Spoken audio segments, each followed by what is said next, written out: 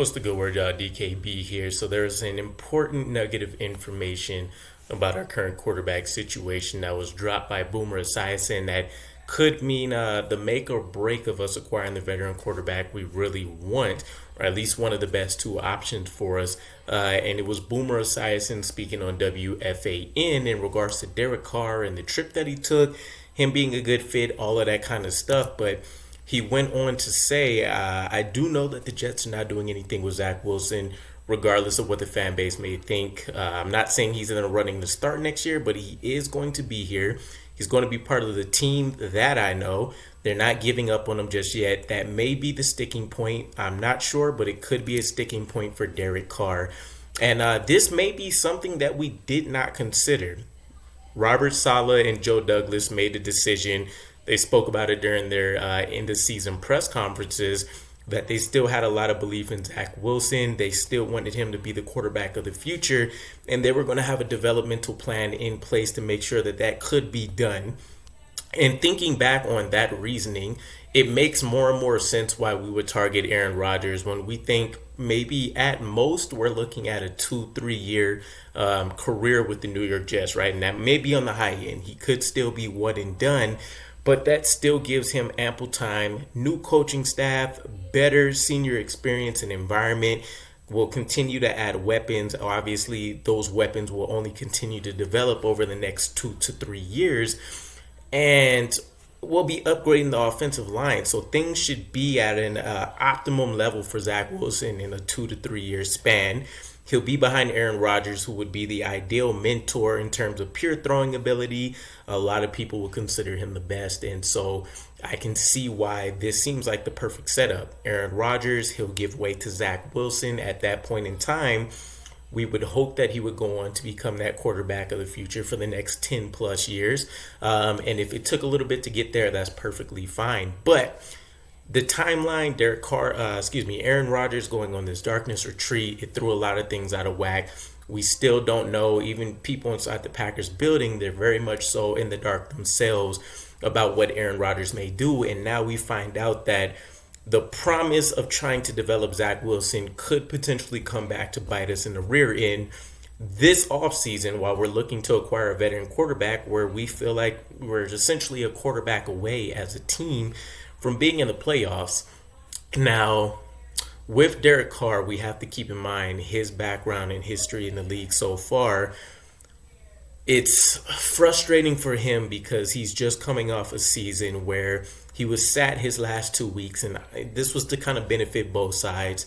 Derek Carr, they didn't want an injury to him that could have impacted him, of course, going into next season. From the Raiders side itself as an organization, they didn't want to damage the goods that they had, right? If he gets injured, there's obviously 100% no way they're going to be able to trade him.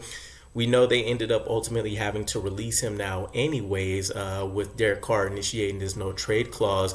But at the end of the day, it still at least gave them a chance. But we're still talking about Derek Carr, multiple 4,000-yard seasons, multiple records for the Las Vegas Raiders in terms of the passing stats. And even though he doesn't have a winning record, he still was able to will them to 2 playoff appearances. Granted, he ended up losing both of those, but still, he's done more for them than any quarterback in recent memory within the last decade, and he's led them for essentially the last decade. And yet, he gets benched for Jarrett Stidham, who's done nothing in the league to say that he is capable of being a starting quarterback. And so it's really a tough pill to swallow, and I can imagine would leave a sour taste in Derek Carr's mouth. You go immediately into another situation that looks picture perfect. The New York Jets have an amazing defense, whereas Derek Carr's had one of the poorest defenses, if not the poorest defenses, over his time in the league. Plenty of weapons, I would argue more so than any point that Derek Carr's had with the Raiders. He's had nice collections at certain points, but it seems like we have everything across the board. Running back 1 in Breece Hall looks like a top 3 running back in the NFL. We have Garrett Wilson, arguably will be a top 10 guy by his sophomore year coming up. We're still talking about Elijah Moore, a lot of promise. Denzel Mims, a ball of athleticism. We hope this new coaching staff and wide receiver coach can unlock his potential. And then we still have vets in the tight end room, and maybe he can help elevate their game. We don't quite have a Darren Waller type, but maybe we can get that kind of production out of somebody on the roster. And we're going to build a wall in front of him. So you love everything that's there. His brother David Carr has mentioned everything as much. And yet you fall right back into a similar situation where you have a guy like Zach Wilson, and everyone knows he's talented. We just need to figure out how to get him to piece everything together. You could potentially be looking, 2 years down the road where the staff feels comfortable with Zach Wilson. They see the the progression that they like, and then you can ultimately end up being replaced once again and going out there and looking for a brand new team 2 years in. And I don't think he'll get a crazy long contract, 4 years on the max in, but still, you want to be stable. If he leaves, you want it to be because the results were poor. If he ends up leaving, you want it to be because the results were poor, or there was a better situation that developed or something along those lines. You don't want to end up being sat down again. And so I'm legitimately worried. I think this could be a huge red flag for Derek Carr. That was just him being benched alone this one season. We also have to keep in mind for, 7 years, he's essentially had an organization from the head coach questioning him, multiple offensive coordinators questioning him. The owner, you would imagine, would be signing off on some of these off seasons where they were looking at potentially trying to pick a quarterback in the top half of the draft. And so it's just been turmoil. And at this point, I'm sure he wants to just find peace. He wants to settle in. He wants to go out there and try to give himself a legit chance to chase a Super Bowl and etch himself in the lore of the NFL realm. His best chance, I still would argue, is with the Jets, but I can understand why he's looking long-term and may not want to put himself in that predicament because he's at a strange point in his career. 31, 32, he's still young enough to where he can be the guy for you for the next, let's say 6 years.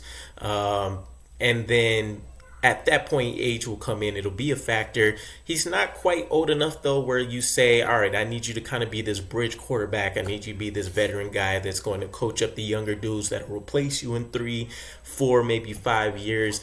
And so he's not ready for that. He's in his prime. He wants to chase his ring. He wants to be in a peaceful situation.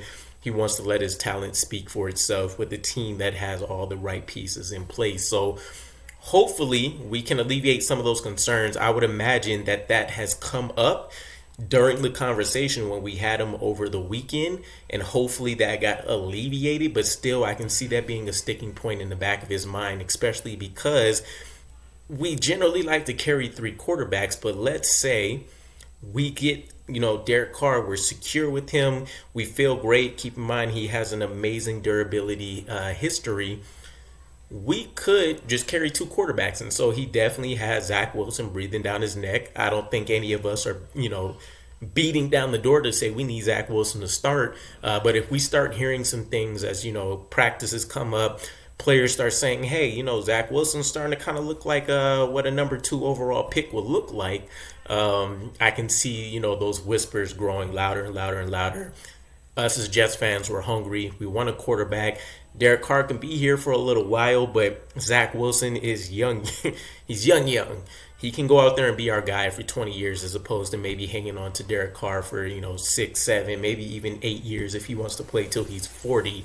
So, I don't know. That's where we're at with it. I mean, we've been connected to a lot of quarterbacks. So ultimately, even though Aaron Rodgers and Derek Carr is the hot name, we can always pivot or we can end up going to plan B or plan C. I mean, Derek Carr, Aaron Rodgers, Ryan Tannehill, Jimmy Garoppolo, Lamar Jackson, even Daniel Jones now with his crazy $45 million a year, projections for his contract. We've been linked to a lot of names. There's still plenty of more via trades and stuff. Justin Fields being out there. There's a lot that can happen in between then and now, but it could be a very serious concern for Derek Carr if he's thinking that far in the future. So let me know what your guys' thoughts are. Derek Carr, potential concerns about Zach Wilson if he can develop, potentially replacing him maybe sooner than expected. Maybe that deters him from joining the New York Jets. Let me know what your guys' thoughts are. I'll catch you again. Peace.